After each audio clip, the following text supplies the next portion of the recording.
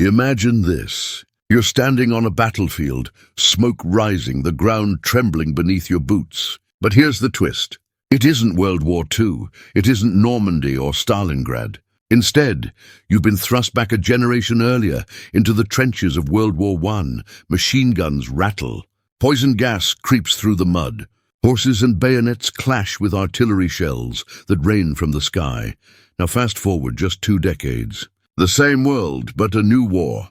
America storms into World War II, armed with tanks that crush steel, bombers that blot out the sun, and rifles mass-produced in factories running day and night. The question burns: who truly held the stronger firepower? Was it America in the 1940s, or Germany in the nightmare years of 1914 to 1918? This is not just a history lesson. It's a collision of 2 worlds, 2 eras of warfare. One soaked in mud and stalemate, the other forged in steel and fire. Stay with me, because what you're about to discover might just change how you see the greatest wars of the modern age. And if you're ready, hit that like button, subscribe, and step with me into the smoke and shadows of history. What if the strength of a nation's firepower wasn't just measured in the size of its guns, but in the way those weapons reshaped the very nature of war itself? Could the trenches of World War I Germany really stand against the arsenal of World War II America, if time itself allowed these 2 titans to collide? Close your eyes for a moment and picture the muddy fields of Europe in 1915. The German Empire, disciplined, calculating, and relentless, has poured its might into weapons the world had never truly seen before. Machine guns tear through advancing soldiers like scythes cutting wheat. Artillery barrages thunder for days, shaking the earth as if nature itself is rebelling.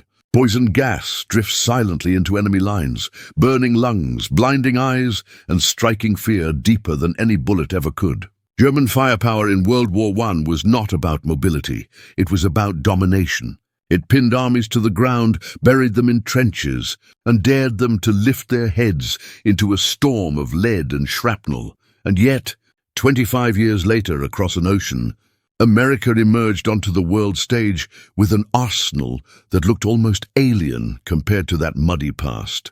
The United States of the 1940s didn't just bring rifles and bayonets. It unleashed mechanized warfare on a scale so vast that generals compared their supply chains to rivers of steel flowing across the globe. The M1 Garand, a semi-automatic rifle, put rapid fire into the hands of every soldier. German tanks rolled across Europe like iron beasts. Aircraft carriers, bristling with planes, projected American power into seas Germany could only dream of controlling. But let's pause before we declare a victor, because this isn't about easy answers. It's about understanding the clash of 2 different philosophies of war.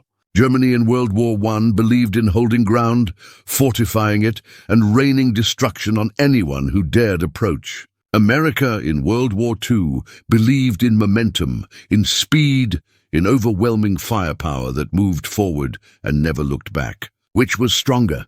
That depends on the battlefield, the enemy, and the moment in history. Consider the German MG-08 machine gun. Heavy, water-cooled, and devastating, it could fire hundreds of rounds per minute. Entire waves of Allied troops were cut down before they even reached barbed wire. It was a weapon built to dominate no man's land, to make every advance a suicide charge. Compare that to America's Browning automatic rifle, or BAR, in World War II.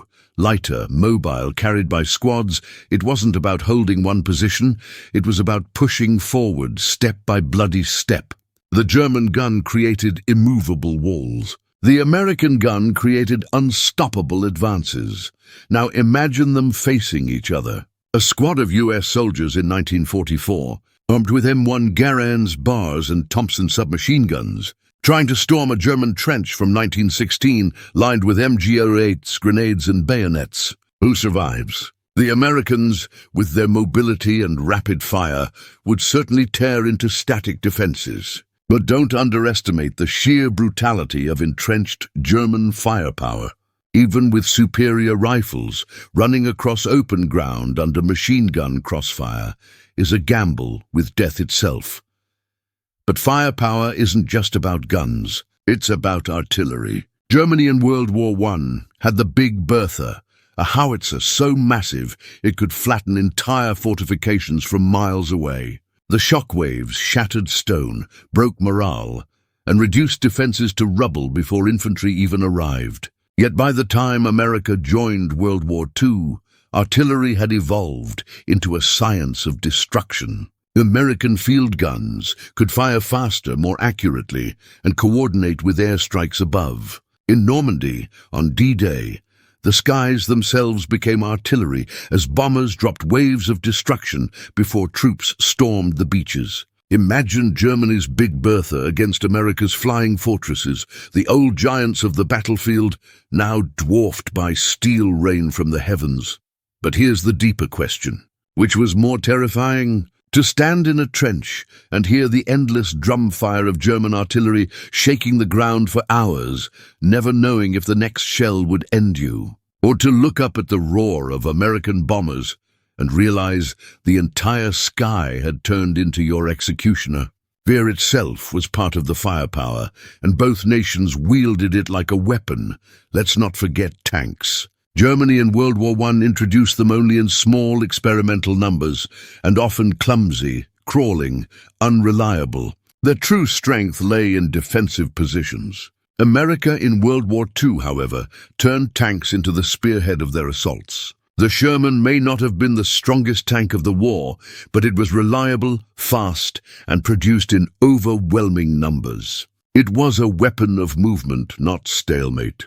If the German trenches of 1916 faced a column of American Shermans from 1944, the walls of no man's land would not hold. Steel would crush wire, cannons would silence machine guns, and the static world of the First World War would be torn apart by the mobility of the Second.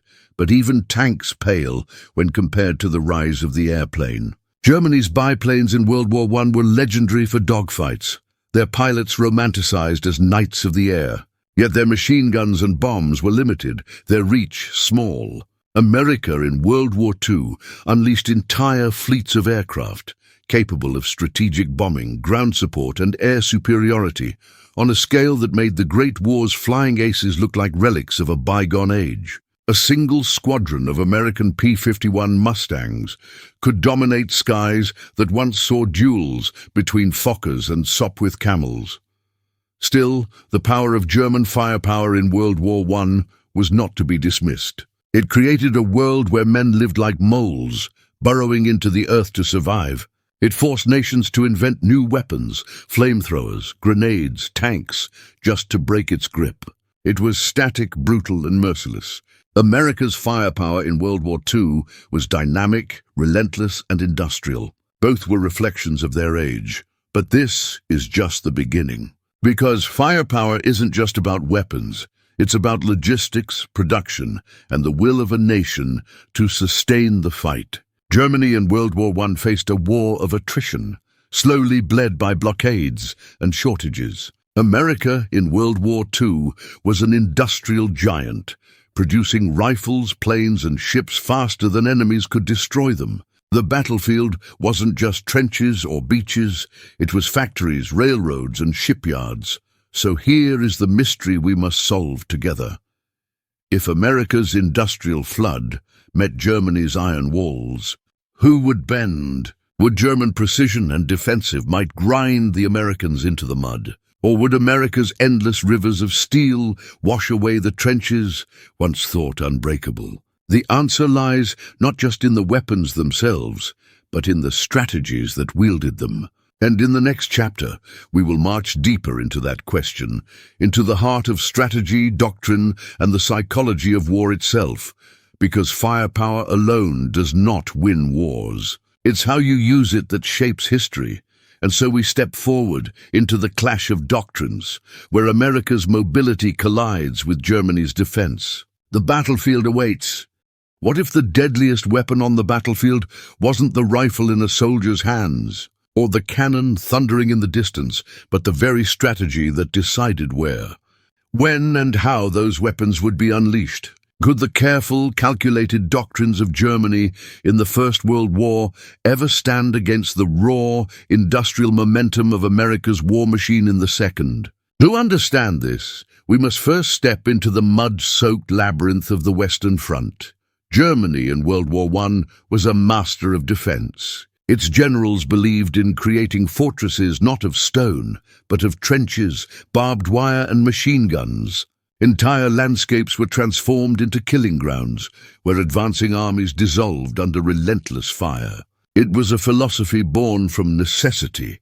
How do you fight when surrounded on multiple fronts, when every advance bleeds you dry? You dig in, you make the enemy come to you, and you make them pay for every inch with rivers of blood. Now leap forward in time to the 1940s. America enters World War II with a doctrine so different it almost feels alien. Their strategy was not to hold, but to move, to strike fast, to overwhelm, and to never stop advancing. From the island-hopping campaigns in the Pacific to the liberation of Europe, American generals believed in momentum. Every battle was a step toward the enemy's heart, every victory a bridge to the next. Firepower wasn't static, it was fluid, flexible, designed to crush resistance not by holding ground, but by never letting the enemy breathe. Imagine these two doctrines colliding. A German trench system from 1916, vast and fortified, stretching across the horizon. Into this defensive nightmare charges an American force from 1944, equipped with Sherman tanks, mobile artillery, and air support. The Germans would dig deep, confident that their walls of steel and earth would break the attackers. But America's doctrine was not about slow, grinding assaults. It was about coordination, speed, and overwhelming pressure. Bombers soften defenses from above, tanks smash through wire and pillboxes, and infantry flood through the gaps before the Germans can regroup. Where World War I was about stalemate, World War II America was about breakthrough. But strategy is not only about attack and defense. It is also about innovation. Germany in World War I introduced weapons that horrified the world. Poison gas was one of them. Silent, invisible, it turned the very air into a weapon. Soldiers who once feared bullets now feared their next breath. Gas masks were born out of desperation, but even then, panic often killed faster than poison. The doctrine here was psychological as much as physical. Break the enemy's spirit, and their trenches would crumble. America in World War II took psychological warfare to a different scale. It wasn't about gas, it was about dominance. Waves of bombers over German cities, fleets of ships on distant shores, propaganda promising liberation to the oppressed. The doctrine wasn't simply to kill, it was to crush the will to resist. Imagine being a German soldier who once believed trenches were unbreakable, only to look up at an American sky blackened with aircraft. Imagine watching not one enemy advance, but thousands, supplied endlessly, never slowing, never stopping. Yet doctrines are tested not in theory, but in practice. Germany's trench system worked, until it didn't. When tanks, stormtrooper tactics, and combined arms were introduced, the once invincible wall began to crack. Similarly, America's doctrine of mobility worked brilliantly, but at a cost. Every advance meant stretching supply lines, risking ambush, and facing an enemy fighting desperately to hold ground. What if America's tanks bogged down in the mud of Flanders? What if German trenches forced them into another war of attrition? Would America's doctrine hold? Or would it bleed, just as France and Britain bled before them? Strategy also reveals the character of nations. Germany in World War I fought a defensive war because it had to. Encircled, pressured, it relied on discipline, engineering, and resilience. America in World War II fought an offensive war because it could. With oceans as shields and factories as weapons, it had the luxury of striking outward, projecting power rather than absorbing it. Their strategies reflected not just military choices, but geography, politics, and identity. Now let's bring in the human element. Picture a German officer in 1917, surveying miles of trenches, believing that sheer discipline and patience would grind the enemy into exhaustion. Then picture an American general in 1944, commanding forces across continents, believing that speed and shock could win wars before attrition drained his men. Both believed in victory. Both were right, in their own time. But in a collision across eras, whose belief would survive? And here lies the real suspense. Because strategies evolve when they must. Germany in World War I learned painfully that even the strongest defenses could be broken. America in World War II learned that even the strongest offensives could stall without supply and support. If these two doctrines had ever clashed directly, it would not just be a battle of weapons, it would be a battle of patience versus speed, of iron walls versus rolling thunder. But here's the twist. What if the Germans of World War I had access to America's resources? What if the American war machine of World War II had to fight without mobility, trapped in a trench-bound stalemate? Firepower may win battles, but doctrine decides how that firepower is used. And the cruel truth is, no doctrine is eternal. So ask yourself, was the stronger firepower in the trenches that held against endless assaults? Or in the factories that churned out endless waves of steel? Was victory forged in patience?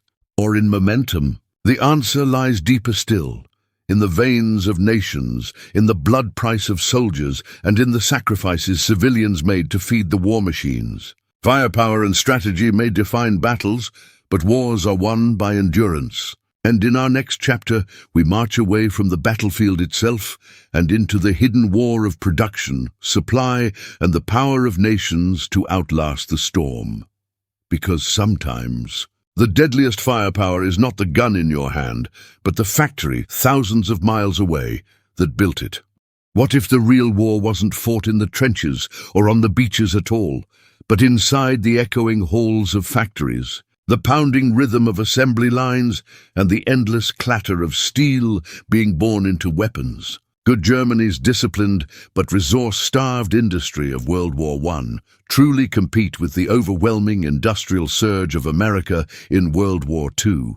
To answer, we must leave the smoke of the battlefield for the smoke of the furnaces. Germany in the First World War entered the conflict with one of the most advanced industrial bases in Europe. Its steel, its chemistry, its engineering were the envy of rivals. Krupp factories forged artillery so massive they became legends, their barrels stretching like titans across the land. But war is hunger, hunger for coal, for oil, for iron, and soon Germany's factories were starved. The Allied blockade closed ports, cut off supplies, and slowly strangled the empire's ability to sustain its firepower. By 1918, German soldiers were not just fighting with rifles and shells. They were fighting on empty stomachs, armed with weapons produced from dwindling resources. Now shift forward to America in the 1940s, and the contrast is staggering. No blockade could touch the factories of Detroit, Chicago, Pittsburgh. The United States became what President Roosevelt called the arsenal of democracy. Rivers of steel poured from its foundries, turning into tanks, rifles, and bombers at a pace the world had never seen. One single American shipyard could produce more tonnage in a month than Germany in World War I could dream of in a year. The sheer scale was terrifying. It wasn't just about making weapons. It was about making them faster than the enemy could destroy them. Imagine the numbers. Germany in World War I struggled to maintain a steady supply of shells, rationing artillery fire despite its power. America in World War II unleashed barrages so constant that German soldiers on the receiving end called it drum fire, a relentless pounding that never seemed to stop. German machine guns in 1916 may have been deadly, but imagine them running low on ammunition, while across the decades, American soldiers never once feared their rifles running dry. And then there were ships. Germany in the First World War deployed U-boats to strike back against the Allied blockade, trying to starve Britain into submission. It was effective, yes, but limited. America in World War II turned shipbuilding into an art of speed. The Liberty ships, cargo vessels built in mere weeks, became lifelines across the Atlantic, carrying supplies, tanks, even entire armies. For every U-boat that sank, 1, 2 more ships sailed. Industrial momentum was America's true firepower, as unstoppable as the tides themselves. But let us step even closer into the human cost of this invisible battlefield. In Germany during the Great War, civilians endured shortages, hunger, and deprivation. Factories ran but under strain. Women replaced men at machines, children scavenged for scraps, and the home front became another front line. By the final year, German society was breaking under the weight of war. Contrast this with America in the 1940s.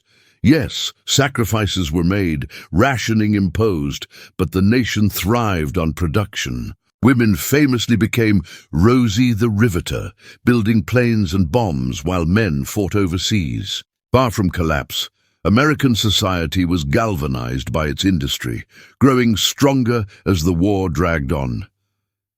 But here's the chilling question. Does firepower mean anything if you cannot feed it?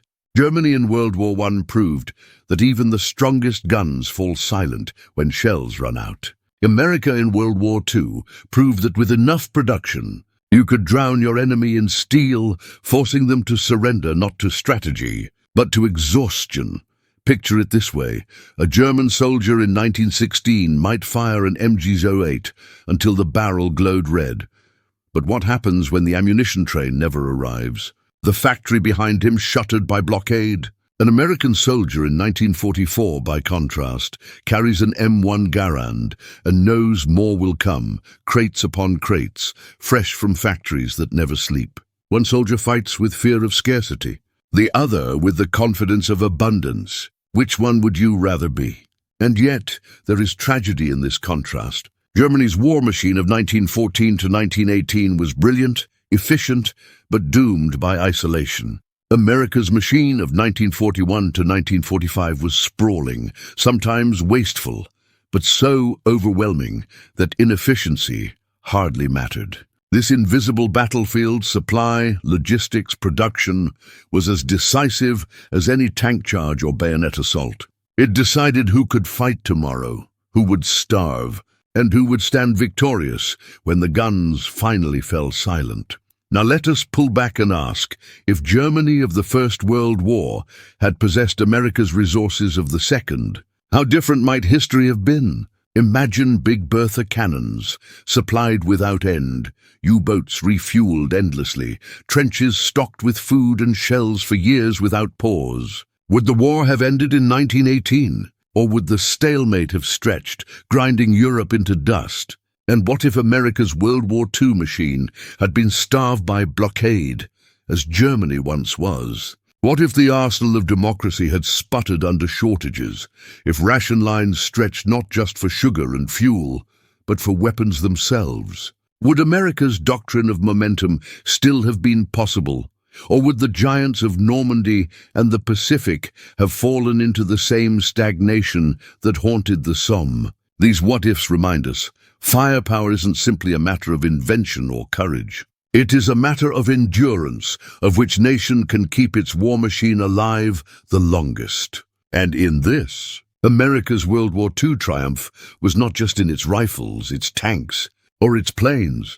It was in the roaring furnaces of its factories, the hands of its workers, and the unbroken flow of steel across its shores.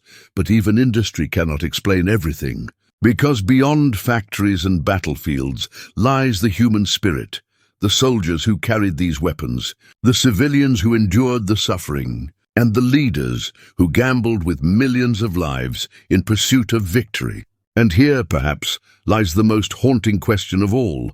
Which war demanded more of the human soul? As we move into the next chapter, we will look not only at weapons and machines, but at the flesh and blood cost behind them. The faces in the trenches of Germany, the young men storming beaches for America, the civilians caught between hunger and hope. Because in the end, firepower is nothing without the people who wield it. What if the greatest firepower of all wasn't forged from steel or born from factories, but from the spirit of the soldiers who carried those weapons and the civilians who bore the weight of their wars? Could German endurance in the trenches of World War I ever rival the unstoppable will of American soldiers storming across Europe in World War II? Step into the mud of 1916. A German soldier crouches low in a trench, his uniform caked in filth, his stomach empty, his nerves frayed from endless bombardment. For days, shells have screamed overhead, pounding the earth into craters and burying comrades alive. The MG-08 rests beside him, a trusted guardian, but even this weapon of death feels powerless against the relentless thunder of Allied artillery. He has learned to live with fear, to measure his life in seconds, to expect death at any moment. His firepower is his courage, the ability to stay in that trench when every instinct screams to run. Now, leap forward to 1944. An American soldier grips his M1 Garand as the ramp of a landing craft crashes down at Omaha Beach. Bullets snap past, mortars explode, and the sea itself seems to turn red. He moves forward because he must, because behind him are his brothers in arms, and before him lies the promise of breaking Hitler's grip on Europe. His firepower is not just the rifle in his hands, but the determination to keep advancing through chaos, to turn fear into fuel, to transform despair into momentum. This is where firepower transcends metal. In Germany's trenches of World War I, morale was tested beyond human limits. Soldiers endured months of monotony, punctuated by moments of terror. Sleep was broken by rats and lice. Hunger gnawed at their bellies as rations dwindled. And yet they held. They fought with a kind of grim resilience that turned trenches into fortresses of human endurance. But morale is fragile. By 1918, after years of sacrifice, hunger, and exhaustion, cracks appeared. Mutinies spread. The firepower of spirit, once so strong, began to fade. In contrast, America's soldiers in World War II fought with a different kind of energy. They were far from home, but their bellies were full, their rifles plentiful, their uniforms warm. Letters and care packages arrived across oceans. Their morale was sustained not by desperation, but by a belief in inevitable victory. The American soldier fought with the confidence of abundance, the promise that behind him stood a nation capable of supplying not only weapons, but hope itself. Yet war has a way of equalizing men. In the mud of Verdun or the hedgerows of Normandy, every soldier faced the same truth: death was always close. And it is here in these human stories that we find the true weight of firepower. Imagine a German machine gunner in 1917, firing until his weapon overheats, cutting down wave after wave of attackers, only to realize his ammunition is gone, his position surrounded and his fate sealed. Imagine an American paratrooper in 1944, dropped behind enemy lines, alone in the dark, his firepower not in his rifle, but in his resolve to keep fighting until dawn. Civilian endurance, too, was part of this hidden firepower. German civilians during World War I faced hunger, shortages, and despair. Families starved while their sons died in trenches. Their will to support the war weakened with every empty plate, every air raid, every funeral procession. By the final year, the home front had become as broken as the front lines. America's civilians in World War II, however, were mobilized in a different way. Women worked in factories, children collected scrap metal, communities bought war bonds. The nation as a whole became part of the fight. Not starving, not collapsing, but growing stronger with every passing month. The contrast is stark. Germany bled itself dry. America fed itself into victory, and yet the human cost of firepower is universal. German soldiers at the Somme saw entire generations erased in days. American soldiers at Iwo Jima or Normandy faced horrors that would haunt them forever.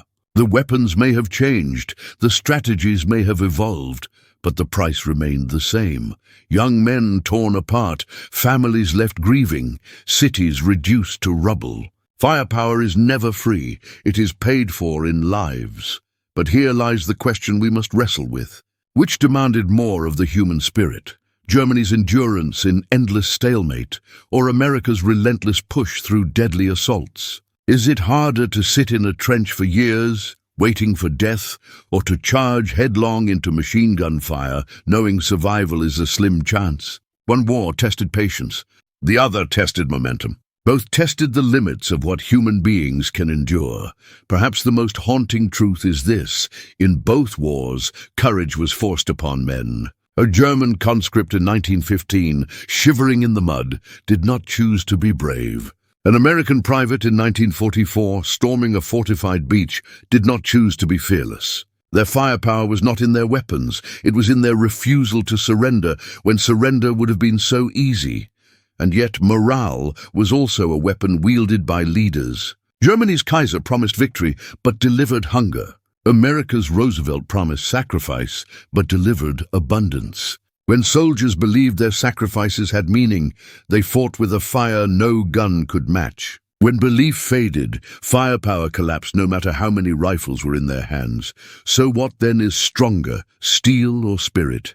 A trench filled with the most advanced machine guns means nothing if the soldiers within it have lost the will to fight. A beach lined with tanks means nothing if the men inside them cannot summon the courage to advance. Firepower is more than bullets. It is belief, endurance, and the strength of the human soul. But here's where the story grows darker. Because beyond the soldiers and the civilians lies another truth. Both wars consumed human lives like fuel. Germany's trenches demanded blood for every meter of ground. America's offensives demanded lives for every mile of liberation. Was one more merciful than the other, or did both grind humanity beneath the weight of progress? This is the heart of the comparison. German firepower in World War I was merciless but unsustainable. American firepower in World War II was overwhelming but costly. Both asked too much of the human spirit, and both left scars that never healed. As we move into the next chapter, we must confront the ultimate expression of firepower, the moment when science itself becomes a weapon of unimaginable destruction. Because if rifles, trenches and tanks demanded courage, what happens when a single bomb can erase a city? What happens when firepower crosses the line from battlefield to apocalypse?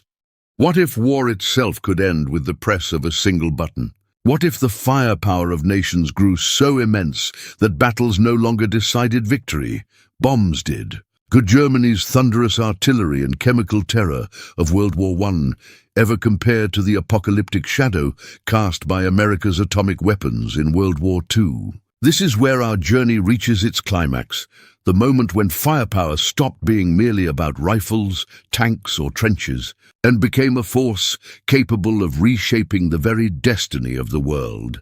Let us return one last time to Germany in the First World War. Its firepower was revolutionary for its time. Poison gas changed the rules of combat, making the very air deadly. The Big Bertha howitzer shattered fortresses that had stood for centuries, reducing stone to dust in minutes. Its machine guns forced humanity into trenches, redefining warfare into a grim stalemate. But as terrible as this firepower was, it remained tethered to the battlefield. Its destruction, though massive, was confined to the front lines. Cities still stood, factories still ran, and the war was decided not by one weapon, but by years of attrition. Now fast forward to 1945. America reveals a weapon unlike anything before, the atomic bomb. In a blinding flash over Hiroshima and Nagasaki, entire cities vanished. Tens of thousands died instantly, and countless more suffered in silence from radiation. For the first time in history, war had transcended the battlefield. Civilians were not caught in the crossfire, they became the target. Firepower was no longer just about winning battles. It was about ending wars in a single terrible moment, but let us not rush. Before the atomic age, America's firepower was already overwhelming. Strategic bombing campaigns rained destruction over Germany and Japan, flattening cities, breaking morale, and crippling industries. Thousands of planes filled the skies, their bombs falling in relentless waves. Compare that to Germany's Zeppelin raids of World War I, small, daring, but limited in scope. Imagine a German civilian in 1915 looking up to see a single airship drifting above, dropping bombs that shook a neighborhood. Now imagine an American raid in 1944, hundreds of bombers blotting out the sun, their payloads turning entire cities into firestorms. The leap in firepower across just one generation is almost unimaginable, yet with this power came a haunting question. Had firepower gone too far? Germany's weapons in the First World War horrified the world. Gas, heavy artillery, endless barrages. But even then, nations clung to the belief that war had rules, however fragile. America's weapons in the Second World War shattered those illusions. When entire cities burned, when nuclear fire consumed the innocent, the line between soldier and civilian vanished. Firepower no longer recognized boundaries. Now imagine the impossible if Germany's firepower of 1916 had faced America's firepower of 1945. German trenches, fortified with machine guns, gas, and artillery, would crumble beneath fleets of bombers, tank divisions, and atomic blasts. The very earth of Flanders could be erased in hours. Yet ask yourself, did German firepower of World War I hold a different kind of strength, not in scale, but in terror? Soldiers in 1916 feared every breath, every step above the trench line, every whistle that signaled a charge into certain death. America's enemies in 1945 feared something else entirely, annihilation beyond comprehension. And here is where the comparison reveals its final truth. German firepower in World War I was brutal, but limited by its age. America's firepower in World War II was limitless, born of industry, science, and the will to end the war at any cost. The difference is not just in weapons, but in philosophy. Germany fought to dominate the battlefield. America fought to reshape the world order. But there is one more layer to this story, the moral weight of firepower. Germany's gas attacks were condemned as barbaric, yet they continued. America's atomic bombs ended a war, but began a new era of fear. Which was worse? The slow, grinding death of millions in trenches, or the instant annihilation of thousands in a single flash? Was the strongest firepower the one that killed the most, or the one that forced humanity to question whether it should ever be used again? The comparison between America's World War II arsenal and Germany's World War I might seem one-sided at first glance. Of course, tanks, planes, and atomic bombs eclipsed trenches and machine guns. But perhaps the true measure of firepower lies not in destruction alone, but in its impact on history. Germany's weapons froze the world in stalemate, forcing nations to rethink how wars were fought. America's weapons ended the deadliest war in history, but also opened the door to a future where humanity lived under the shadow of nuclear fire. So who held the stronger firepower? Germany, with its terrifying innovation that brought the world to a standstill, or America, with its overwhelming might that ended one war while igniting the possibility of another, far deadlier one? The answer depends on how you define strength. Is it the ability to hold against all odds, to bleed an enemy dry in trenches that seemed eternal? Or is it the ability to end wars decisively, even if the cost is measured in mushroom clouds? Perhaps the truth is this. Both Germany and America reveal different faces of the same truth, that firepower is both a tool and a curse. It can defend, it can liberate, it can destroy, but it always demands a price. And the stronger it becomes, the heavier the burden it places upon humanity. As we close this story, remember the German soldier in his trench, coughing on gas as shells thunder overhead. Remember the American soldier storming a beach under relentless fire. Remember the civilians in Hamburg, in Hiroshima, in countless cities where firepower turned homes into ashes. Because in the end, firepower is not just about weapons. It is about people. The ones who built them, the ones who carried them, and the ones who perished beneath them. And when we ask who held the stronger firepower, America in World War II, or Germany in World War I, we are not just comparing armies. We are comparing the evolution of war itself. And the haunting truth is, each war made the next one more deadly.